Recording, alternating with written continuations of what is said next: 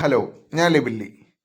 അപ്പം ഞാനിന്ന് വെറുതെ നോക്കി മറ്റേ ബുക്ക് മൈ ഷോ നോക്കിയപ്പോൾ രവീന്ദ്ര നീ എവിടെ ആ സിനിമ ഞാൻ കണ്ടിട്ടില്ല. അപ്പോൾ അതിൻ്റെ ടിക്കറ്റ് നോക്കിയപ്പോൾ ഇവിടെ അങ്കമാലി കാർണിവലിൽ മറ്റേ ഇന്നത്തെ മറ്റേ ട്യൂസ്ഡേയുടെ ചൊവ്വാഴ്ചയുടെ ഓഫറായിട്ട് 99 രൂപയ്ക്ക് സിനിമ കാണാൻ പറ്റും.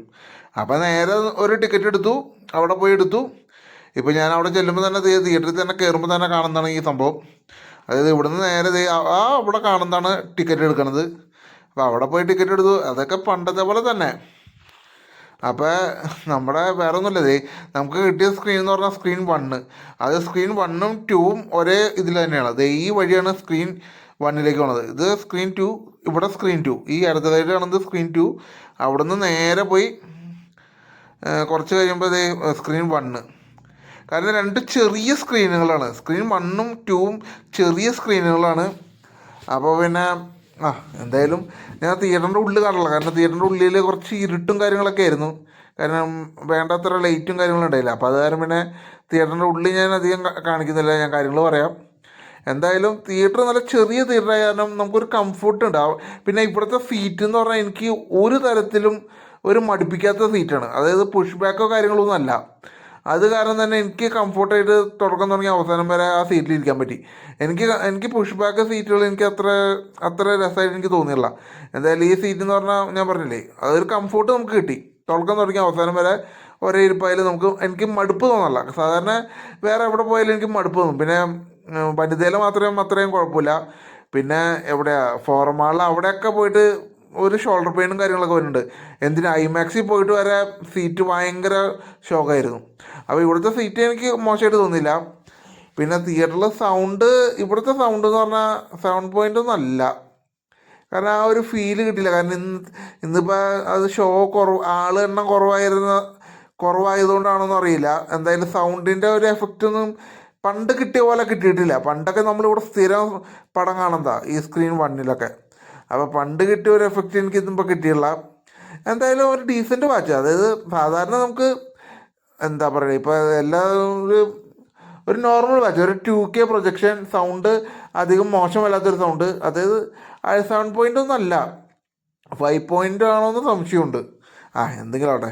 എന്തായാലും തിയേറ്റർ നമുക്ക് ഒരുമാതിരി രസമായിട്ട്, അത് ഞാൻ പറഞ്ഞില്ലേ, ചെറിയ സ്ക്രീനാണ് എപ്പോഴും സിനിമ കാണാൻ എനിക്കിഷ്ടം.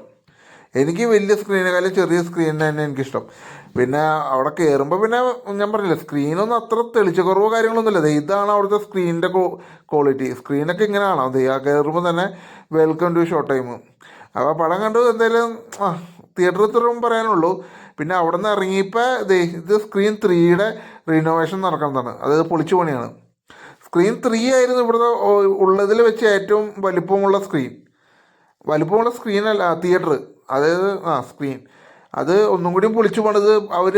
ഞാനിപ്പോൾ ചോദിച്ചപ്പോൾ പറഞ്ഞത് അത് അറ്റ്മോസ് ആക്കണമെന്നാണ് പറഞ്ഞത്. കാരണം അറ്റ്മോസിലൊക്കെ ഇരുന്ന് പടം കണ്ടാലേ ഇപ്പോൾ ഒരു പടം കണ്ടതിൻ്റെ എഫക്റ്റും കാര്യങ്ങളും കിട്ടുള്ളൂ. അപ്പോൾ അങ്കമാലിയിൽ ഇപ്പോൾ ഓൾറെഡി ഇതുള്ളത് അറ്റ്മോസ് ഉള്ളതെന്ന് പറഞ്ഞാൽ എവിടെ മഞ്ഞപ്ര 4 സ്റ്റാറിലെ അറ്റ്മോസ് ഉണ്ട്. അതേപോലെ തന്നെ മറ്റൂർ ST സിനിമാസിൽ അറ്റ്മോസ് ഉണ്ടെന്നാണ് പറഞ്ഞത്. പക്ഷേ എനിക്ക് അറ്റ്മോസ് ഫീൽ ചെയ്തിട്ടില്ല അവിടെ. അതുകൊണ്ട് തന്നെ അവിടെ കയറാൻ പോകാത്ത. മറ്റേ കൊണ്ടൽ സിനിമ കണ്ടപ്പോൾ ഒന്നും എനിക്ക് അറ്റ്മോസിൻ്റെ ഒരു എഫക്റ്റ് എനിക്ക് അവിടെ കിട്ടിയില്ല. അത് കാരണം തിയേറ്റർ പിന്നെ അവിടുത്തെ സ്ക്രീനും എനിക്ക് ഷോക്കായിട്ട് തോന്നിക്കണം. അത്ര ബ്രൈറ്റ്നസ്സും കാര്യങ്ങളും ഇല്ല. എന്തെങ്കിലും ആവട്ടെ. എന്തായാലും ഈ സ്ക്രീൻ 3 ഇപ്പോൾ ലാസ്റ്റ് നടന്നുകൊണ്ടിരിക്കുന്ന സമയത്ത് എന്ന് പറഞ്ഞാൽ 4K 7.1 സൗണ്ടായിരുന്നു. അത് തന്നെ ആ സ്ക്രീനിന് നല്ല ബെറ്റർ സൗണ്ടായിരുന്നു. പക്ഷേ ഒരു അങ്കമാലി KSRTC അല്ലല്ലോ KSRTC കോംപ്ലക്സ്, അവിടെയാണ് ഈ തിയേറ്റർ ഉള്ളത്. അപ്പോൾ അതിൻ്റെ മുകളിൽ എന്ന് പറഞ്ഞാൽ ഒരു നേരം മാത്രം ഈ സ്ക്രീനിന് വേണ്ടിയാണ്, സ്ക്രീൻ 3ക്ക് വേണ്ടിയാണ് മാറ്റി വെച്ചത്. അപ്പോൾ അതൊന്നും ഒതുക്കി പണിത് ഒന്നുകൂടി വലുതാക്കുകയാണെങ്കിൽ കുറച്ചും കൂടി ആൾക്കാർ കാണും. അതേപോലെ തന്നെ അറ്റ്മോസ് ആക്കിയാലും നല്ല ഗംഭീര ഒരു എഫക്റ്റ് കിട്ടും. എന്തായാലും പുതുക്കി പണിയട്ടെ. എന്നിട്ട് വീണ്ടും